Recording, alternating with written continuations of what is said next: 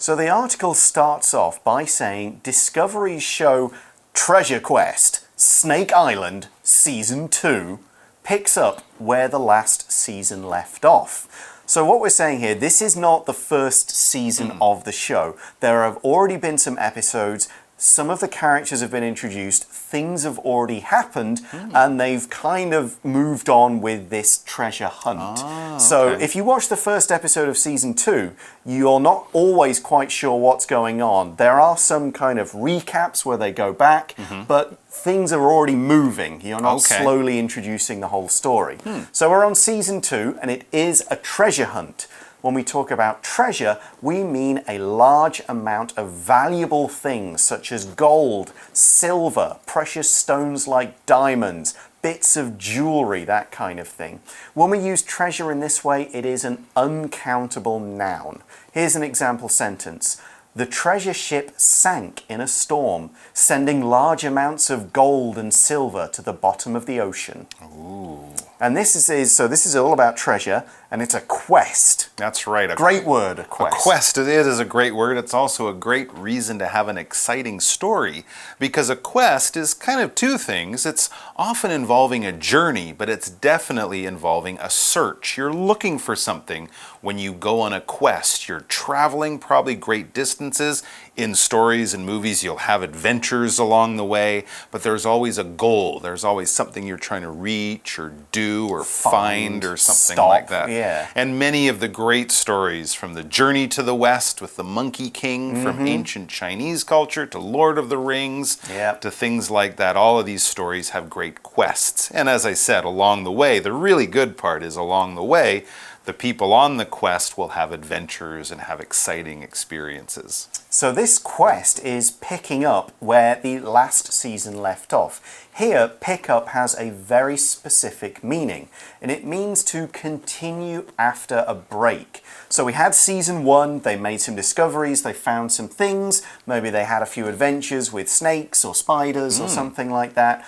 And now the story is continuing. There's been a break between seasons, they've made some new episodes, they've gone to some new places, and now we're seeing that. So that's what we mean by saying it's picking up in this sort of new part of the quest. Kind of like phase 2, part 2. So we're not picking up something off the ground, we're just continuing something that was interrupted. So I guess if I was telling you a story and then my phone rang, I might answer my phone and talk to that person, but then when that's done, I'll pick up the story and continue it from where I stopped before the phone call. All right, next it says, a group of treasure hunters is searching for a lost Inca treasure. So there you go. We have a treasure. It's an Inca treasure. Inca is an ancient culture that lived in what is now South America, in Peru and places like that. And yes, they were famous for having lots of gold and jewels and things like that. And of course, if there's treasure, if there's gold, jewels, or even things underground like diamonds, people will search for those things. Search, this phrasal verb, basically means to look for something that's not easy to find, all right? So you're not looking for something that's everywhere. You're looking for something that's difficult to find, and the idea of searching for, or a search, to use it as a noun, is this is going to be a challenge. This is going to be something you're going to have to put in a lot of time and effort to find, because it's not just sitting out there waiting to be seen. It's hidden or hiding away, so you'll really have to look. Yeah, and a lot of that happened to the Inca treasure. Mike mentioned that they had a lot of gold and silver from their mines.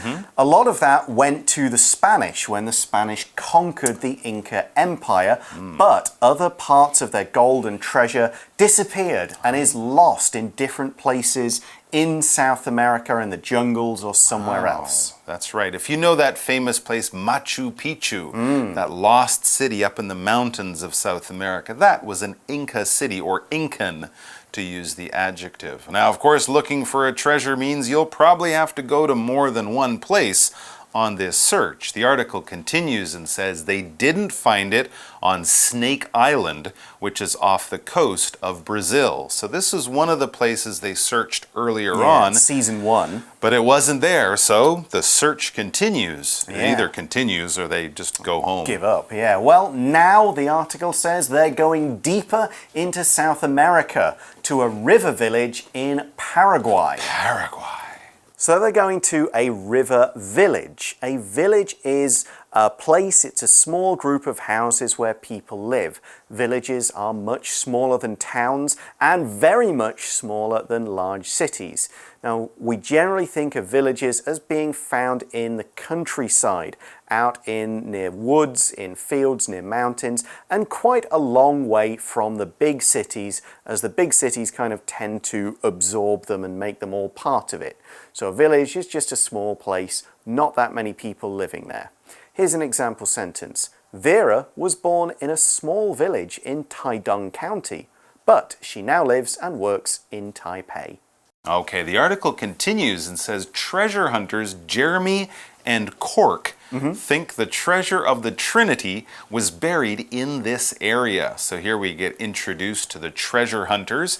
Jeremy and Cork are their names, and they think that the treasure that they're looking for might have been buried in this area of Paraguay. Now, bury, this verb, basically means to dig a hole, to put something in the ground in that hole, and then to cover it.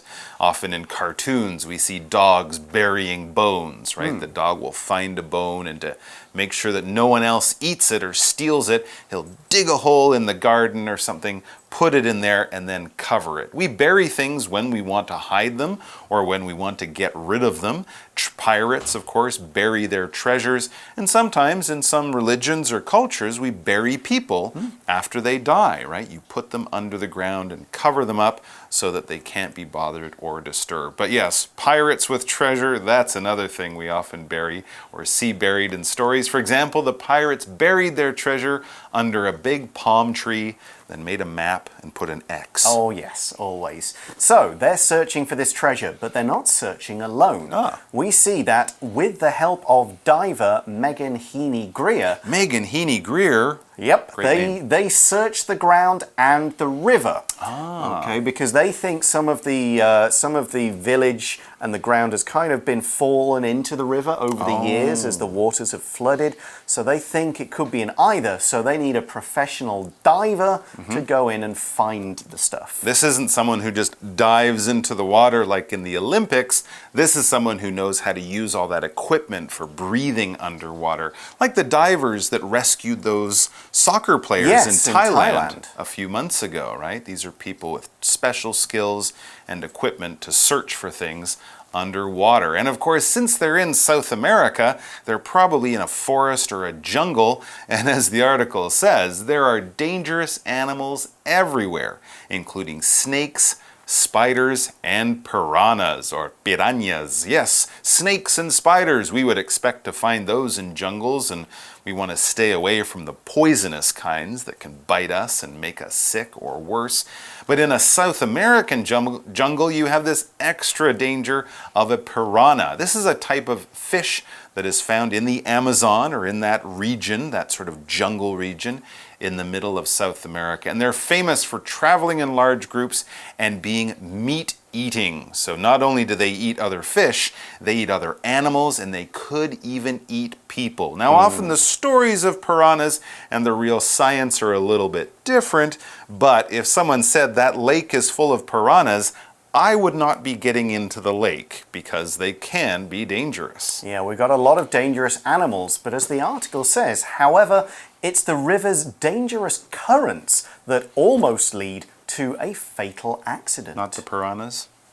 So in that sentence, we used a grammar point with a be verb, it is or it was, and then we use a noun, possibly a pronoun, and then a that clause. Now we do this to put stress on the subject, the object, or the complement of the sentence. So here we're saying, even though there's these dangerous animals, it is the river that's more dangerous. Here's another example. Everyone thought Shirley would win the race. However, it was Jane who ended up winning. We can use who instead of that in these clauses as well. Here's another example with that. The company recently released 2 new smartphones, and it was the smaller one that made the most money. And it was the river and the strong current, so the pull of the water, that leads to this almost fatal accident. To lead to something means to cause or result in a particular consequence. It's the, like this leads to this. This happens because of this thing.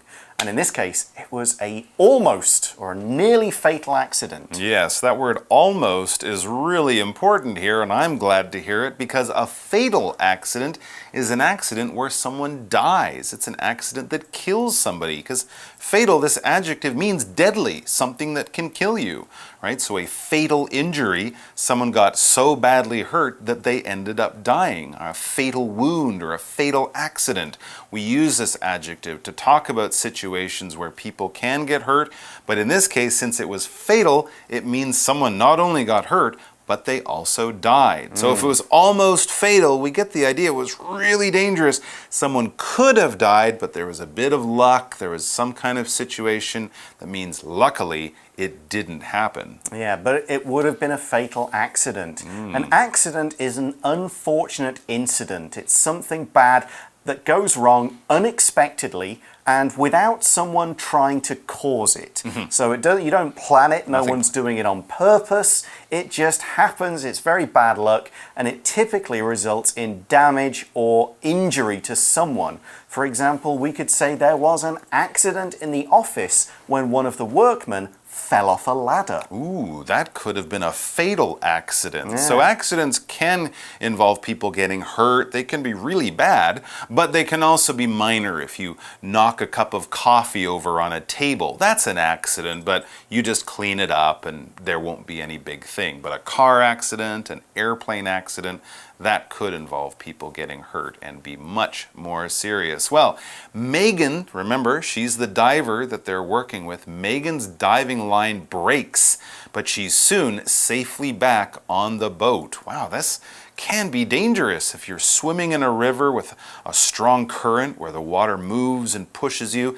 And I imagine a lot of these rivers or lakes, it's hard to see under the water. Yeah, she could only see like about that far. Yeah, and there were trees just flying down the river being pulled by the water. My gosh, there's a lot of mud, there's a lot of sticks and leaves from trees and all sorts of stuff. So you can really not see, and that's why she has a diving line, basically a rope that ties her onto the boat so she can't get pushed away, she can't get lost as she is diving. Now, we mentioned earlier she's a diver. You can dive into the water if you're standing on the edge of a swimming pool and you jump in head first with your arms usually in front of you. That is to dive, but we also use it like we're using it here to talk about swimming under the water, probably using some kind of special equipment. The two most common types would be snorkeling, that's diving while breathing through a tube in your mouth that goes above the water, or scuba diving with the air tanks on your back and the special equipment. This is the diving we're talking about here, not jumping off a board into the water, but swimming with equipment under the water just like a fish. Very exciting stuff. For example, we put on masks and went diving near a beautiful coral reef. Okay, so they've done this dive and there was almost an accident, but we next see that the team's search isn't in vain. Now, if something is in vain, it means it's happened without success. It went wrong. Nothing worked. Wasted effort. Exactly, but here we're saying it isn't in vain, so it means somebody found something. That's great. So they had some luck, but they had success no matter what happened. It says they discover an Inca knife and a conch shell on land and a piece of nose jewelry in the river. So these are real treasures that they found from Incan times. They found a knife, they found a conch shell, or conch shell as some people say. This is one of those beautiful shells. It's kind of white on the outside, maybe pink on the inside. Sometimes you find an animal living in it, but often it's just abandoned, and these can be very beautiful, or you can even use them to make noise. Blow a horn, yeah. Like a horn sort of thing. And they also, this is the most exciting, they find a piece of nose jewelry. This is kind of like an earring or a necklace, but people used to wear them in their nose. Back in Incan times, this was the kind of decoration that they would wear on their bodies. And this nose jewelry I mentioned, you wear it in your nose, and I also said it's kind of like an earring or a necklace. Well, earrings, necklaces, rings, bracelets, these are all different types of jewelry. This noun basically means an accessory that you wear on your body, so it's not clothing, it's worn more for decoration, not to keep you warm or anything like that. And the other thing with jewelry is many times it's made of something valuable, gold or silver. You might put diamonds or rubies or emeralds on your jewelry, but you can also have jewelry that's made of plastic or wood or other kinds of metal that isn't very expensive, but you wear it for decoration. If you're wearing earrings, if you have a wedding ring or a necklace or anything like that, we would call that jewelry. For example, the jewelry in that store is worth millions of dollars. It's probably made with gold and diamonds.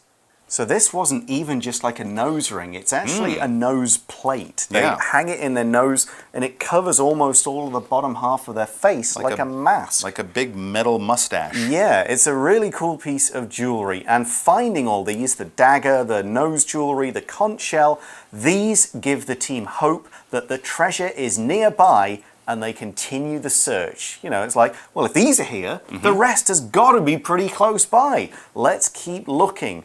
Now, we'll find out how they get on tomorrow, but right now, it's time to go to today's For You chat question.